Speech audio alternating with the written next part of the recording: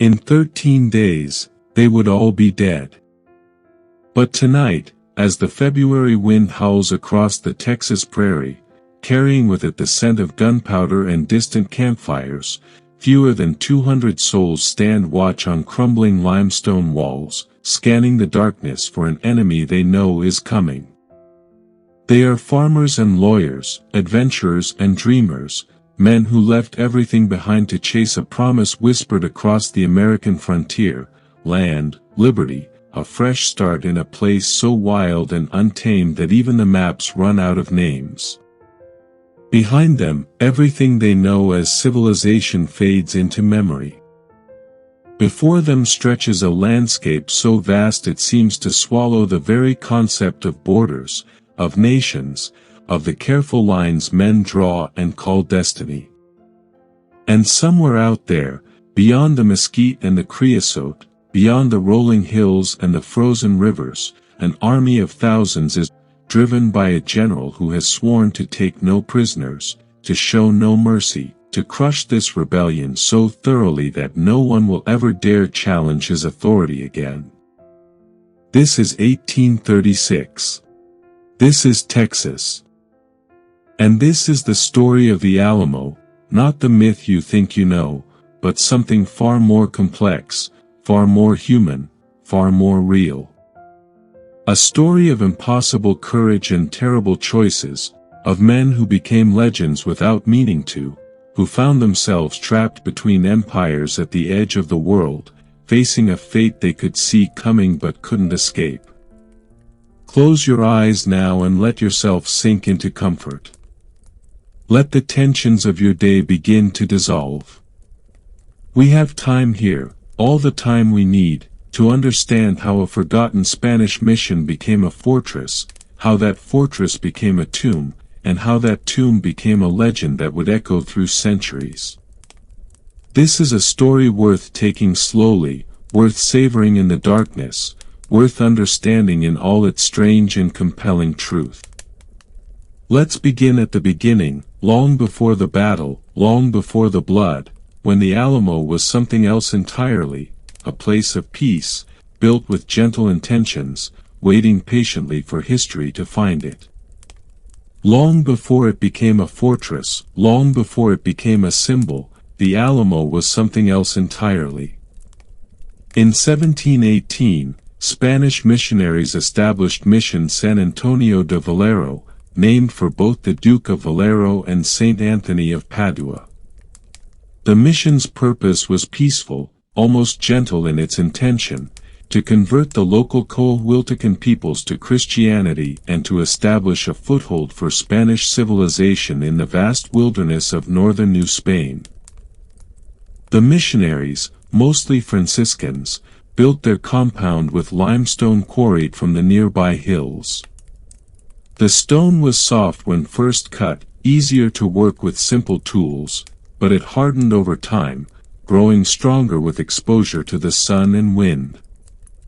There's a metaphor in that, if you look for it. The walls rose slowly, built by indigenous laborers under the direction of Spanish craftsmen. The church, with its distinctive facade, was never truly finished. The missionaries had grand plans for towers and domes, for bells that would ring out across the prairie, but those dreams remained forever incomplete. For decades, the mission served its intended purpose. Indigenous families lived within its walls, learned Spanish, cultivated crops in the irrigated fields that stretched along the San Antonio River. They raised cattle and sheep, wove textiles, and created a hybrid culture that was neither wholly Spanish nor wholly native, but something new born of necessity and proximity. By 1793, the mission system was failing. The indigenous populations had been devastated by European diseases, smallpox, measles, typhus, illnesses that swept through the close quarters of mission life like wildfire through dry grass.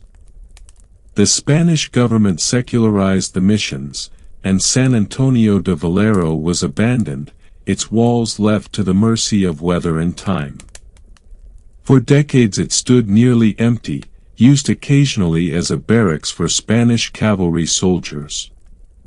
The Spanish military, with their characteristic practicality, gave it a new name, El Alamo, the cottonwood, after the trees that grew along the nearby river.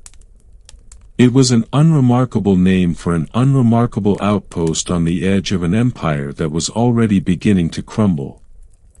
As you rest here now, imagine those quiet years when the Alamo was nothing but a forgotten ruin, its purpose lost, its future uncertain.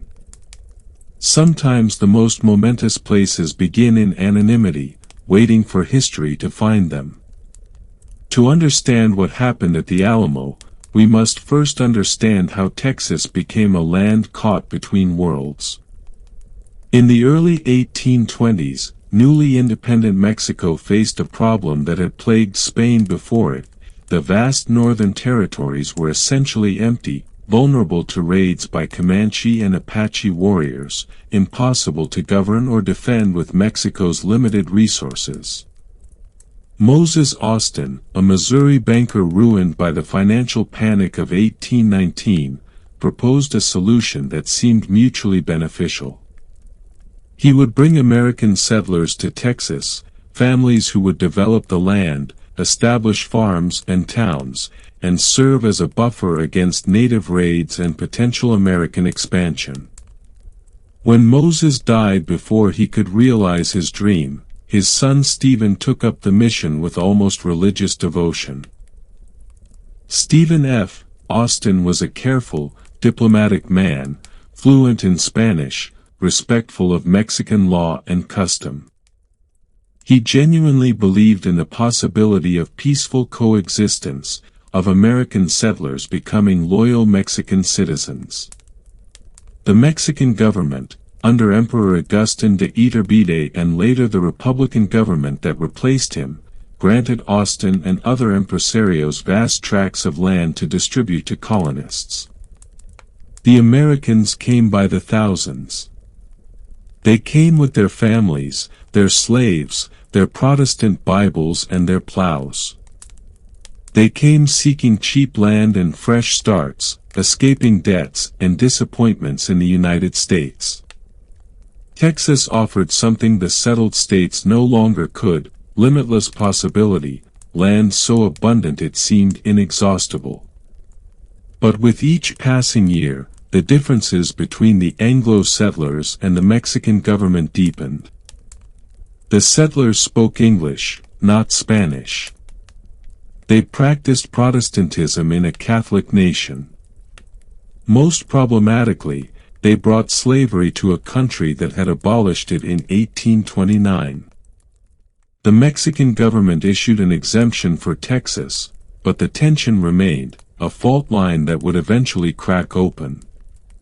By the early 1830s, Mexican officials watched with growing alarm as the Anglo population exploded. Stephen Austin's original, old 300 families had multiplied into thousands, then tens of thousands. In 1830, the Mexican government passed laws restricting further American immigration, but it was too late. The Americans already outnumbered the Tejano population, the Mexican residents of Texas, by significant margins. General Manuel de Meyer y Terán, sent to inspect the situation in Texas, wrote prophetically to the Mexican government, "Either the government occupies Texas now, or it is lost forever." His words were ignored. He later committed suicide, some say because he foresaw the catastrophe to come and felt powerless to prevent it. Let your breathing slow now, matching the patient rhythm of history unfolding.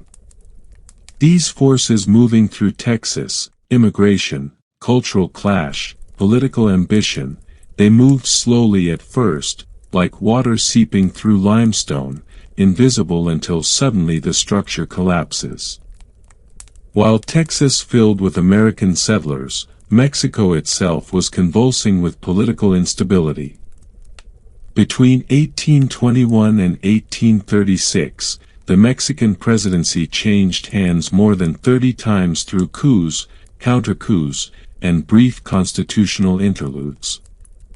Into this chaos stepped Antonio López de Santa Anna, a complex figure who has been simplified by history into a cartoon villain but was actually far more interesting than his caricature suggests. Santa Anna was a military man who had helped win Mexican independence from Spain. He was vain, certainly, styling himself the Napoleon of the West. He was also politically astute, shifting between liberal and conservative positions with the ease of a man who understood that ideology matters less than power. In 1833, he was elected president as a liberal reformer. By 1835, he had dissolved the Constitution of 1824 and established himself as a centralist dictator. This transformation was the spark that ignited rebellion not just in Texas but across Mexico. Several Mexican states resisted Santa Anna's centralism. Zacatecas rebelled and was brutally crushed, its militia destroyed, its capital occupied and plundered. The message was clear: Santa Anna would tolerate no opposition. In Texas, the response was complicated. The Anglo settlers certainly opposed Santa Anna's dictatorship, but so did many Tejano who had fought for Mexican independence and believed in constitutional government. This wasn't simply Americans versus Mexicans, it was Federalists versus Centralists, Democrats versus dictators, with people of all backgrounds on both sides. The first blood was spilled in October 1835 at Gonzales, where Mexican soldiers tried to retrieve a small cannon that had been given to the settlers for defense against Comanche raids. The Texans refused to surrender it, raised a flag that read, "Come and take it," and fought a brief skirmish that marked the beginning of open warfare. A ragtag army of volunteers, led by Stephen Austin of all people, the diplomat turned reluctant warrior, marched on San Antonio, the most important settlement in Texas. San Antonio was defended by General Martín Perfecto de Cas, Santa Anna's brother-in-law, with about 1,400 Mexican soldiers. The siege lasted months, through the bitter cold of late autumn and early winter. In December 1835, after fierce house-to-house fighting, General Cas surrendered. The Texan volunteers, numbering barely 300, had captured the most fortified position in Texas. Cas and his men were allowed to retreat back to Mexico on the condition they never again fight against the Texas revolutionaries. It was a generous peace, born of confidence that the rebellion had essentially been won. The volunteers celebrated, assuming the war was effectively over. Most went home to their families and farms, leaving San Antonio defended by a skeleton garrison. This fatal optimism, this belief that victory was already secured, set the stage for everything that followed. Rest here with that irony for a moment. The human tendency to believe the hardest part is over, to celebrate too early, to let down our guard at precisely the wrong moment. History turns on such mistakes. By late January 1836, fewer than 150 men remained in San Antonio, most of them stationed in the old mission compound that had become their fortress. They were an unlikely collection of souls, drawn together by circumstances they couldn't fully have understood. There was James Bowie, famous even then for the knife that bore his name, a man who had made and lost fortunes in land speculation and slave trading. Bowie had married into a prominent Tejano family and had lived for years in San Antonio. His wife Ursula and their children had died just 2 years earlier in a cholera epidemic, leaving him a widower hollowed out by grief. He came to the Alamo perhaps seeking redemption, perhaps seeking an end to pain too great to bear. William Barrett Travis was his opposite in almost every way: young, vain, ambitious. A lawyer from South Carolina who had abandoned his wife and children to seek adventure in Texas. Travis wanted glory so badly you could smell it on him. He wanted his name in history books, wanted to be remembered as a hero. He was 26 years old and in command of the Alamo garrison, though his authority was contested by the more popular Bowie until illness took Bowie out of action. And then there was David Crockett, who arrived in early February with a dozen Tennessee volunteers. Crockett was already famous, a former congressman whose backwoods humor and sharpshooting skills had made him a national celebrity. But his political career had ended badly. He'd opposed President Andrew Jackson on the Indian Removal Act and lost his congressional seat in a bitter campaign. He came to Texas, he said, telling friends, "You can all go to hell, and I will go to Texas." Crockett was 49 years old, ancient by frontier standards. He wasn't looking for military glory so much as a fresh start, perhaps some land, perhaps a future in Texas politics. He brought his fiddle to the Alamo and entertained the garrison with songs and stories, keeping spirits up during the long cold nights of waiting.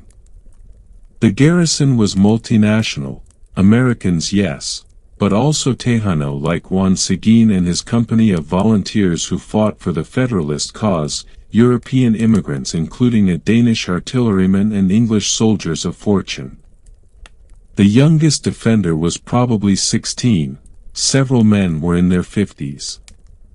A handful of women and children remained in the compound as well, families of the defenders and refugees from the surrounding area. They knew an army was coming. Rumors swirled about Santa Anna marching north with thousands of troops. But it was winter, the roads were terrible, and conventional military wisdom said that large-scale campaigns didn't happen in such conditions. The defenders requested reinforcements and supplies but didn't truly believe they were in immediate danger. On February 23, 1836, the alarm bells rang. Santa Anna's army had arrived with shocking speed, marching through winter storms that should have made movement impossible. He had driven his troops mercilessly, covering ground in weeks that normally took months. His advance guard was already entering the outskirts of San Antonio. The garrison scrambled into the Alamo compound. There wasn't time to gather sufficient provisions or ammunition. There wasn't time to evacuate. The siege had begun, and they were trapped inside walls they suddenly realized were far too long and too damaged to defend properly with so few men. Breathe slowly now. Feel the weight of sudden understanding, that moment when possibility narrows to a single point, when all the paths forward disappear except one, and that one leads somewhere dark and unknown. Santa Anna deployed his forces with professional efficiency. He positioned artillery batteries to the north and east, commanding the most vulnerable approaches to the Alamo compound. His army, estimates vary from 1,800 to over 6,000 men depending on the source, surrounded the old mission completely. Every night, they moved their trenches and artillery closer, tightening the noose. The bombardment began almost immediately. Mexican cannons fired throughout the days and nights, though their effect was limited. The old limestone walls, despite their gaps and weak points, absorbed artillery fire remarkably well. Solid shot would strike the soft stone and embed rather than shatter through. But the constant barrage frayed nerves, made sleep impossible, and kept the defenders in a state of exhausted vigilance. On the second day of the siege, Travis sent out his most famous message, addressed to the people of Texas and all Americans in the world. Written in desperate haste, it contained lines that would echo through history. I am besieged by 1,000 or more of the Mexicans. I shall never surrender or retreat. Victory or death. The letter was carried through enemy lines by a 30-year-old courier named Albert Martin. It was passed from hand to hand, copied and recopied, published in newspapers across the United States. It transformed the siege into a symbol even while the actual event was still unfolding. Travis had wanted to be remembered in history. He was ensuring it with every word. But symbols are cold comfort when you're cold and hungry and facing an army. Inside the Alamo, conditions deteriorated rapidly. The defenders were on quarter rations almost from the beginning. Water had to be drawn from the acequia, the irrigation ditch, while under fire. Sleep came in brief snatches. The constant cannon fire, even when it did little physical damage, was psychologically devastating. Reinforcements did come, though nowhere near enough. On March 1st, 32 men from Gonzales slipped through Mexican lines in the early morning darkness. They were fathers and sons, neighbors who had known each other all their lives, who chose to ride toward certain death rather than abandon friends in need. Their arrival brought the total garrison to around 180 to 250 men. The exact number is still debated by historians. Think about that choice for a moment, as you rest here. The Gonzales men knew what they were riding into. The odds were clear. But they rode anyway, driven by loyalty, by honor, by that strange human quality that makes us sometimes choose the hard right over the easy wrong. James Bowie fell ill, possibly from typhoid fever, possibly from injuries sustained in a fall from the walls. He took to his cot and would fight the final battle from his sickbed, too weak to stand. His illness left Travis in undisputed command, though by then command meant little more than managing a slow-motion catastrophe. David Crockett manned the walls with his Tennessee volunteers, his rifle, Old Betsy, in hand. The former congressman had found his way to a place where fame and stories didn't matter anymore, where survival was measured in hours, not years. Some accounts say he kept spirits up with humor even as hope faded. Others say he grew quieter, more contemplative, as if making peace with an ending he could see approaching. One of the most persistent legends about the Alamo concerns a line drawn in dirt and a choice offered. The story goes that Travis, understanding their situation was hopeless, gathered the garrison and drew his sword through the dirt, inviting any man who would stay and fight to cross the line. All but one, Louis Moses Rose, supposedly crossed. The story is almost certainly apocryphal, or at least greatly embellished. Rose did escape the Alamo before the final battle, but the dramatic line-drawing scene seems to have been invented by later writers seeking a perfect symbolic moment. History is rarely so neat. What we know for certain is that Santa Anna offered no terms. He raised a blood-red flag above his headquarters, traditional Spanish military symbolism meaning no quarter would be given. It was a psychological tactic meant to terrify the defenders into surrender, but it had the opposite effect. Men who might have sought terms if terms were available found themselves with their backs against the wall, literally and figuratively. This was actually against Santa Anna's own military interests. A siege could be won with patience, starve them out, wear them down, accept surrender, and move on. But Santa Anna was operating under political pressures as well as military ones. He needed to make an example, to show Texas and the world what happened to those who defied centralist authority. He needed to crush rebellion so thoroughly that it would never rise again. Moreover, Santa Anna was racing against time. He knew that volunteers were gathering elsewhere in Texas, that a convention had declared Texas independence on March 2nd, that every day he spent at the Alamo was a day his enemies grew stronger elsewhere. He needed a quick, decisive, brutal victory. The defenders must have discussed escape. They must have weighed their chances, debated options in the cold nights between bombardments. Juan Seguin was sent out with a message, ostensibly to seek reinforcements but also ensuring that at least one person survived to tell the story. Seguin begged to stay but was ordered to go.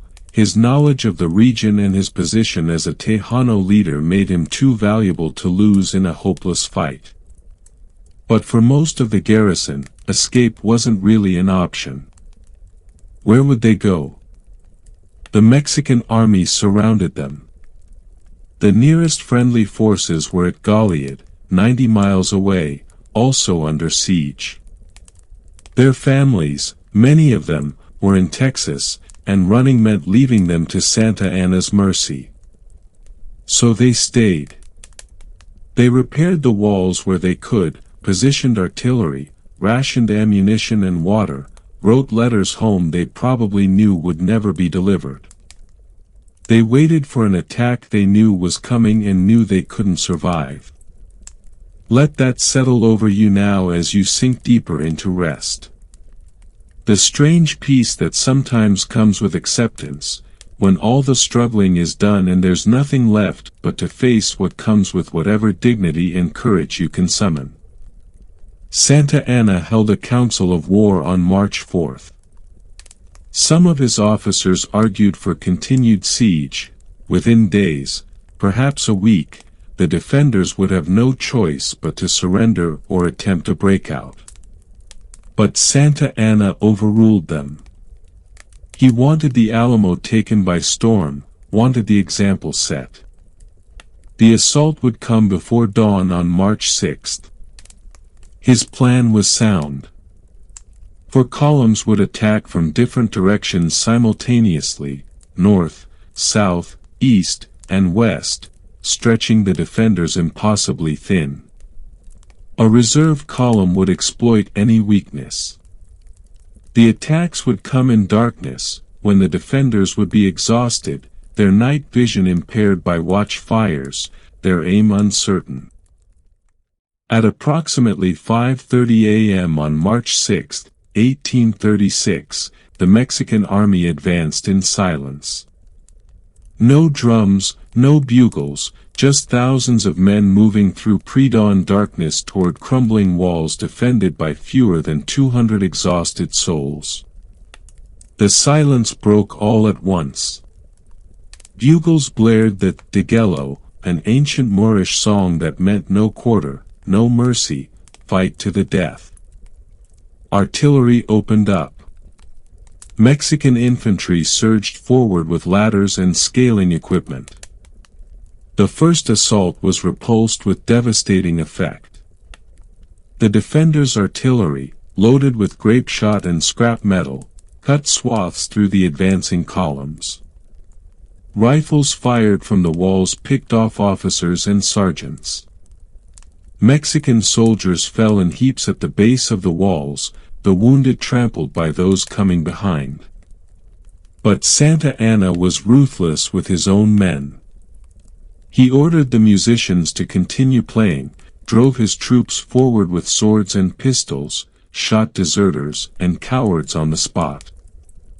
The second wave came before the defenders could fully reload. Then a third. The north wall, the weakest point, was breached. Mexican soldiers poured through a gap near what is now called the Low Barracks. Once inside the compound, the battle became chaos, hand-to-hand fighting in the darkness, confusion, smoke, screaming. William Travis was among the first killed, shot in the head while commanding defenders at the north wall. He fell backward, his sword still drawn, dying almost instantly. Command dissolved. The battle became individual struggles for survival, small groups of men fighting back to back, selling their lives as dearly as possible. The church, the iconic facade we recognize today, became the last stronghold. Defenders fell back room by room, fighting through doorways, behind walls, in the hospital where the sick and wounded had sheltered. James Bowie, ill in his cot, supposedly fought from his bed, though the details of his death are disputed. Some accounts say he was killed in bed, too weak to stand. Others say he fought with pistols until overwhelmed. David Crockett's death is one of history's most debated moments. The traditional story says he died fighting at the walls. But a diary from a Mexican officer, José Enrique de la Pena, suggests Crockett was captured and executed after the battle on Santa Anna's orders. American historians resisted this version for over a century because it complicated the heroic narrative. But the archaeological and documentary evidence increasingly supports that several defenders, possibly including Crockett, were captured and executed. The battle lasted perhaps 90 minutes. By dawn's full light, every defender was dead. Mexican soldiers went through the compound, bayoneting the wounded to ensure no one survived. They found the women and children huddled in the church and, to Santa Anna's credit, spared them as he had promised. Mexican casualties were significant. Estimates range from 400 to 600 killed and wounded, though exact numbers are impossible to verify. It was a victory, technically, but a costly one that bought Santa Anna nothing but enemies. The bodies of the defenders were stacked like cordwood and burned, about 50 bodies per funeral pyre, 3 pyres in total. Their ashes and bones were left where they fell. No markers. No graves. Just ash mixing with Texas soil. News of the fall of the Alamo spread like wildfire across Texas and beyond. The story was simplified, mythologized, transformed almost immediately from complicated reality into useful symbol. The defenders became martyrs, heroes who had bought time with their blood for Texas independence. That interpretation isn't entirely wrong, but it's incomplete. The Alamo didn't really delay Santa Anna significantly, he was only at the siege for 13 days. But the manner of the victory horrified people. The execution of prisoners, the no-quarter policy, the brutality of the assault, these turned public opinion, rallied volunteers to the Texas cause, and hardened Sam Houston's army for the confrontation to come. 6 weeks later, on April 21, 1836, Houston's army caught Santa Anna at San Jacinto. The battle lasted 18 minutes. The Texans, shouting, "Remember the Alamo! Remember Goliad!" Where another garrison had been massacred after surrender, showed little mercy. They killed over 600 Mexican soldiers and captured Santa Anna himself. The general who had refused quarter at the Alamo was forced to sign treaties recognizing Texas independence. But the myth-making had already begun. The Alamo was transformed into a sacred site, a shrine to Texan courage and liberty. The complexity was stripped away, the fact that many Tejano fought and died there alongside Anglos, that some defenders were there for land speculation as much as liberty, that the battle was part of a complicated political struggle within Mexico itself. Over the decades, the Alamo became whatever people needed it to be. A symbol of American expansionism. A justification for the Mexican-American War. A recruitment tool. A tourist attraction. The church facade, the only part of the original compound that still substantially stands, became an icon reproduced on postcards and movie screens. The myths grew. Stories that couldn't be verified became accepted as fact. Heroes were made perfect, their flaws forgotten. The role of Tejano defenders was minimized or erased entirely in many retellings. The battle became less about real people and more about an idea, rugged individualism, frontier courage, the willingness to die for freedom. What gets lost in the mythology is the humanity. The fear they must have felt. The regret. The doubt. The last thoughts of James Bowie, dying far from the wife and children he'd already lost. William Travis, 26 years old, perhaps finally understanding that fame is cold comfort when death comes calling. David Crockett, the storyteller, facing a story without a happy ending.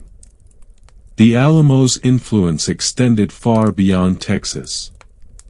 It shaped American identity, fed into the narrative of manifest destiny, justified expansion westward. It became a touchstone in debates about heroism, sacrifice, and national purpose. During the American Civil War, both Union and Confederate forces invoked the Alamo as a symbol. Texans fighting for the Confederacy saw themselves as defenders of their homeland, standing against overwhelming odds just as their grandfathers had. It's a complicated, troubling appropriation, using a fight for independence to justify a war to preserve slavery. In the 20th century, Hollywood discovered the Alamo. John Wayne's 1960 epic, The Alamo, presented a sanitized, simplified version that erased complexity in favor of heroic spectacle. Fess Parker's Davy Crockett TV series in the 1950s created a pop culture phenomenon, millions of American children wearing coonskin caps and playing at frontier defense. These retellings usually ignored uncomfortable facts. They rarely mentioned that many Texan revolutionaries were motivated by the desire to maintain slavery, which Mexico had abolished. They simplified the conflict into American freedom lovers versus Mexican tyrants, erasing the many Mexicans who fought for Texas independence and the many Americans who opposed the rebellion. Academic historians have spent decades trying to recover the real story beneath the myth. They've documented the Tejano contributions, examined Santa Anna's political context, questioned traditional narratives about how defenders died. But myths are more powerful than facts. The story most people know is still the simple version, the one that fits on a bumper sticker, "Remember the Alamo." Modern Texas still grapples with the Alamo's meaning. The site in downtown San Antonio is managed by competing interests, descendants of Alamo defenders, Mexican-American groups, preservation societies, commercial developers. Debates rage over how to interpret the site, what stories to tell, whose history matters. In 2021, controversies erupted over proposed changes to the Alamo complex. Should the focus be on the battle and the heroism of the defenders? Or should it include more context about the mission's earlier history, about slavery, about the perspectives of Mexican forces? These aren't just academic questions. They're about identity, belonging, and whose story counts as ours. The Alamo remains a living symbol, still contested, still being reinterpreted by each generation. It's become a Rorschach test. What you see in the Alamo says more about you than about what actually happened in March 1836. Let's return, as we near the end of this journey, to the human reality beneath the symbol. 180 some people died at the Alamo, each of them a complete, complicated human being with hopes and regrets, with families who mourned them, with stories that ended too soon. Think of the Gonzales volunteers who rode towards certain death rather than abandon friends. Think of the women and children who survived the battle only to face trauma and uncertainty. Susanna Dickinson, wife of artillery officer Almaron Dickinson, survived with her infant daughter Angelina. Santa Anna gave her money and a blanket and sent her to Sam Houston with a message about the consequences of rebellion. She lived another 47 years, dying in Austin in 1883, forever defined by those hours in the Alamo. Think of Juan Seguin, the Tejano captain who was sent out before the final battle. He survived to become a senator and mayor of San Antonio, but Anglo settlers never fully trusted him. By 1842, death threats forced him to flee to Mexico. He lived another 37 years, caught between two cultures, never fully belonging to either. Think of the Mexican soldiers, too, often forgotten in the story. Young men conscripted from villages across Mexico, marched hundreds of miles through winter storms, ordered to assault walls knowing many wouldn't survive. They had names, families, dreams. They were following orders in a war they probably didn't fully understand. Think of Santa Anna himself, who lived until 1876, dying at 82 in Mexico City, disgraced and nearly forgotten. He'd been president multiple times, lost his leg in battle, been exiled repeatedly, even welcomed back when Mexico needed military leadership. The Alamo was just one moment in his long, complicated life, but it's the moment history remembers, the moment that defines him. The battle lasted 90 minutes. The siege lasted 13 days. But the effects rippled outward across decades, across centuries, shaping borders and identities and stories we still tell ourselves about courage and sacrifice and what it means to stand for something even when standing seems futile. The Alamo Church still stands in downtown San Antonio, surrounded now by hotels and tourist shops, preserved and restored and heavily visited. The limestone walls have been repaired countless times. The facade you see in photographs isn't original, it was added in 1850, 14 years after the battle, by the U.S. Army when they were using the site as a supply depot. Most of the original compound is gone. Where men fought and died, there's now a Ripley's Believe It or Not museum, a wax museum, a shopping plaza. You can stand in the footprint of the battle and barely recognize that anything momentous happened there. But maybe that's appropriate. Maybe it's honest. The Alamo was never really about the place. It was always about what happened there, about the choices people made and what those choices meant and continue to mean. History isn't a story with a clear moral. It's not a myth where the heroes are pure and the villains are evil and everything makes sense. History is messy and complicated and human.